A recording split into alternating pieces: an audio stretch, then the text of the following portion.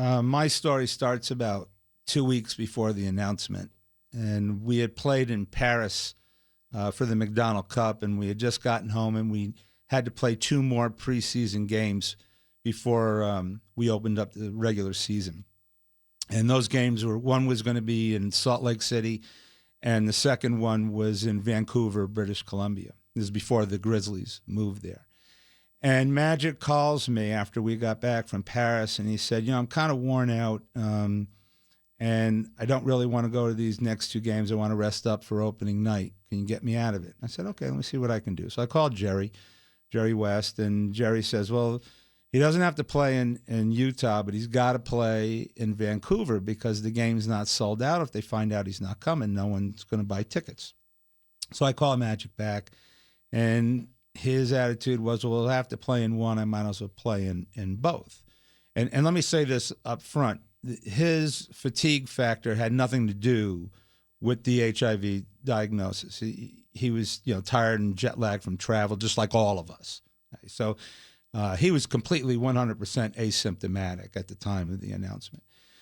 So we get on the plane, we go to Salt Lake City. No sooner do we get there, and this is prior to cell phones, so you had to kind of wait till you got to the hotel. And there's all these messages to call the office. I call the office, and I have this cryptic conversation with Jerry West about sending Maigc home, but no one will tell me why. And so I arranged to send him home, and I call him up and I said, looks like you're going home. And he said, why? I said, I don't know. I thought you could tell me. He goes, I don't know. I thought you could tell me. And so neither of us knew. We were both in the dark. And so now you can imagine what's going on in my mind, because I tried to get him out of the trip. They said no. He goes on the trip. Now they want me to send him back, but they won't tell me why. And he's telling me he doesn't know either. So something's up. And I start racking my brain about his physical exam.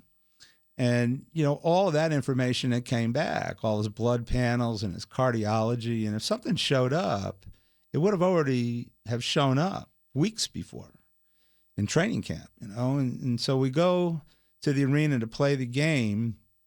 And in the game, I'm only kind of half into the game because I'm distraught about what's going on with, our superstar, Maigc Johnson.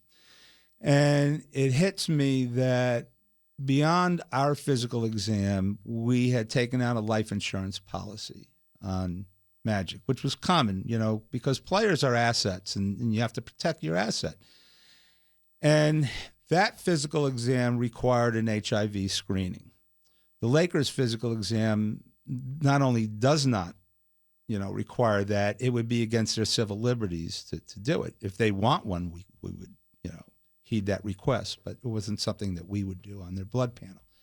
And it hit me that that was the one thing that was different and the one thing that could answer this question.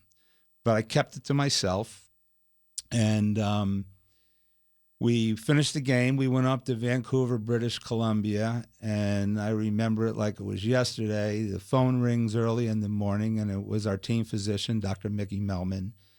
And before he could say anything, I said, he's HIV positive, isn't he? And he said, yeah, I figured you'd figure it out. And I said, okay, well, what's the plan? He goes, well, the plan is to retest him in case it's a false positive. I said, what are the chances of that? He said, very slim. And I said, well, then what? He goes, well, we want you to come in and get tested. And I said, okay. I really wasn't nervous about it, but when the test came back negative, it's always good to know. And he said, we don't want you telling anyone until we figure out what we're going to do, but he wants to meet you tomorrow morning at Loyola Marymount.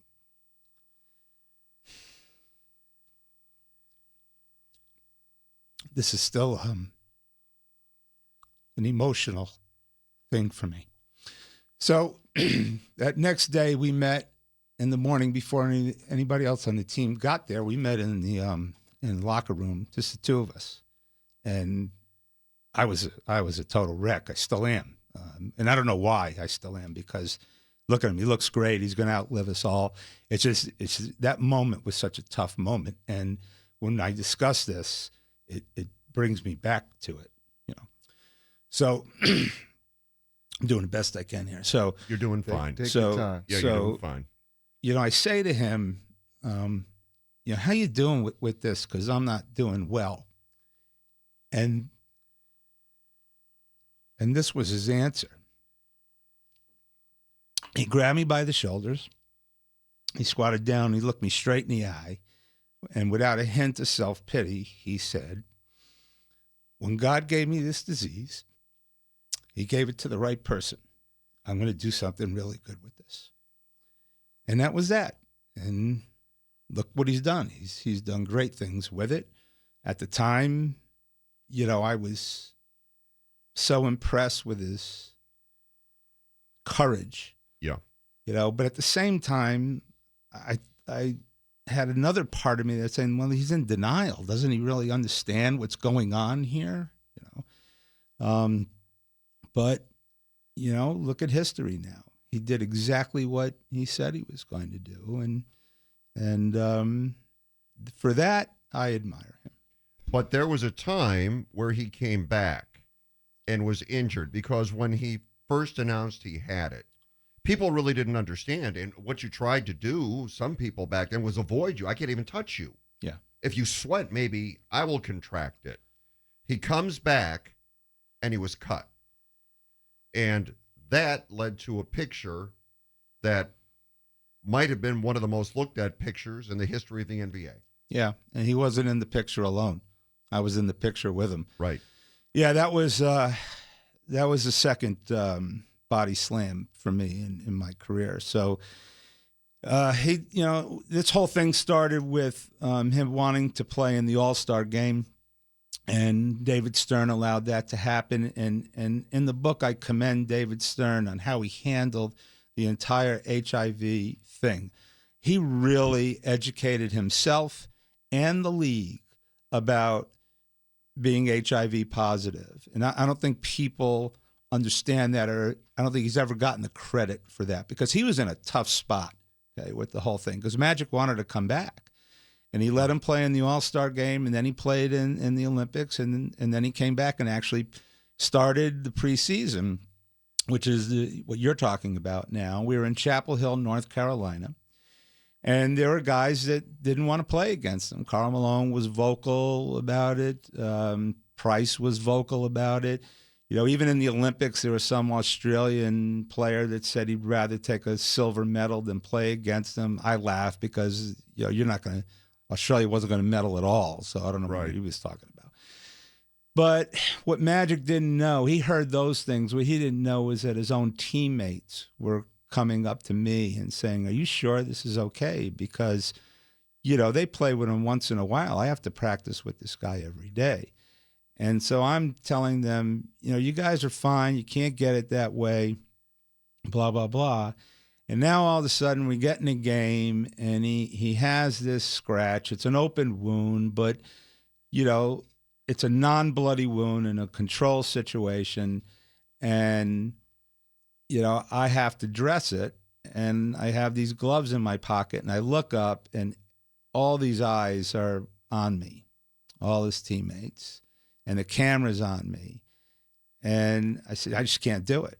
You know, because it would be sending a mixed message to everyone.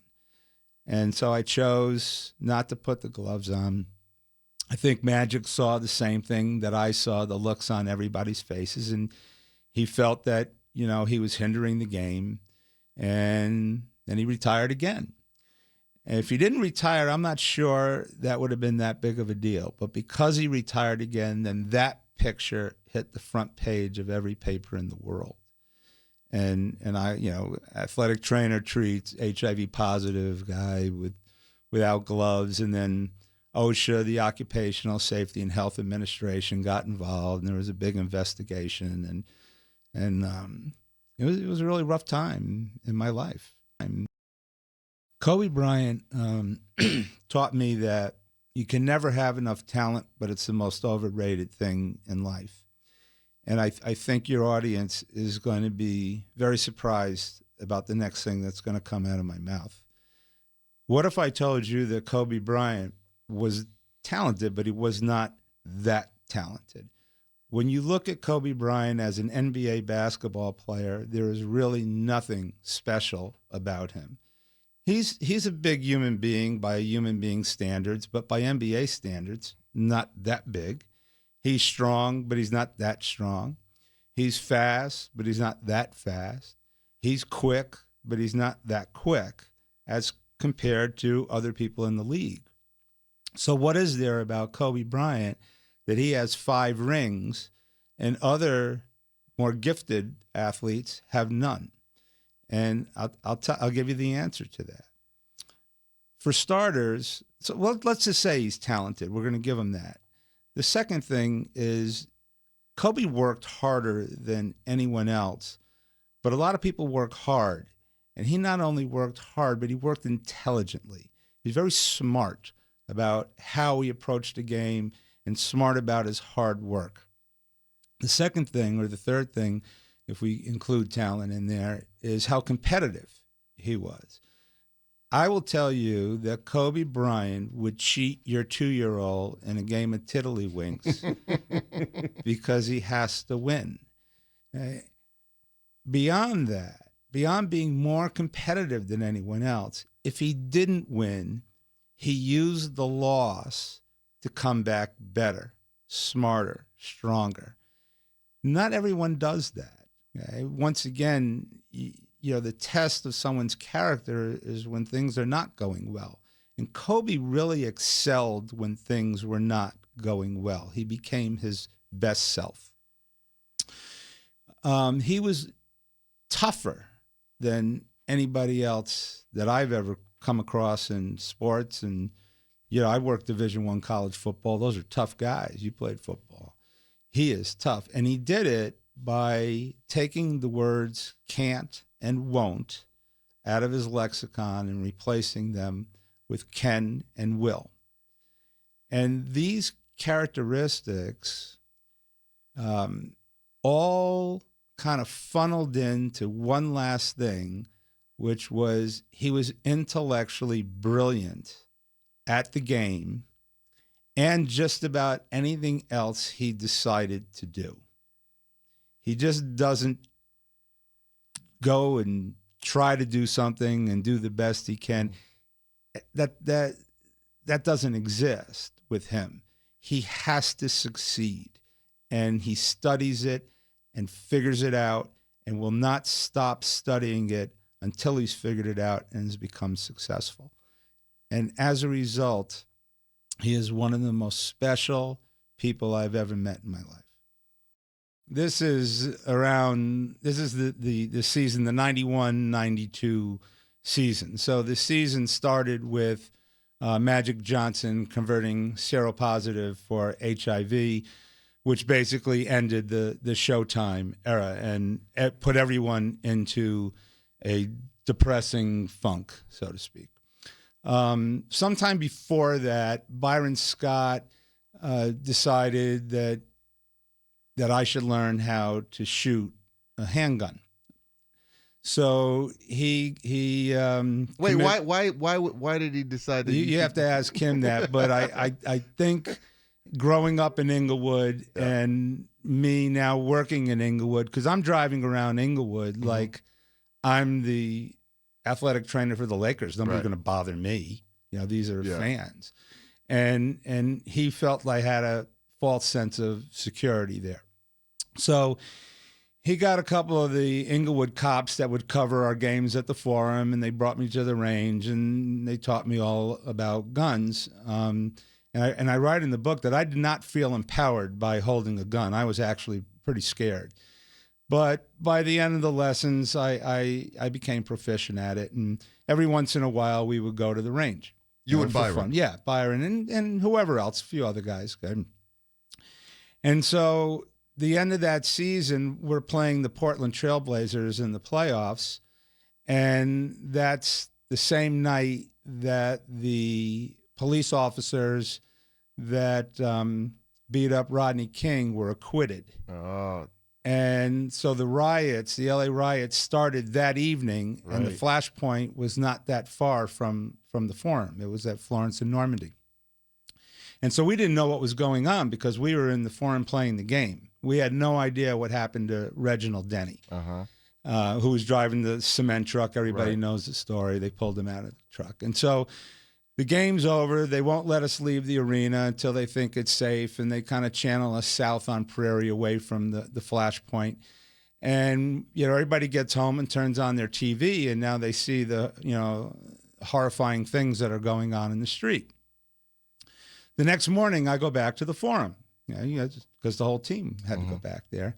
And Byron comes in the training room. I'm sitting at my desk, and he leans over and whispers in my ear. He goes, "Did you see what they did to Reginald Denny last night?" And I said, "Yeah." He goes, "Well, you're not going to be Reginald Denny." And he put a .45 Glock on the desk, same one he taught me how to shoot at the gun range. It was sobering, to say the least. Wow. I mean, that's a pretty, you talk about hitting home and right in it, and Byron's from Inglewood, so he knows the area. And like you said, sometimes you get caught up in, you're working for the Lakers, and that everybody knows that, right? And not everybody does. Yeah. I can't tell you how sobering it was, because here's a guy that's from Inglewood. Yeah. He's telling me you're not safe, and I thought I was going to be fine, And then the rest of the story is they canceled the next game in L.A. They moved that game to Las Vegas. We lost our home court advantage. We lost to the Trailblazers in the playoffs.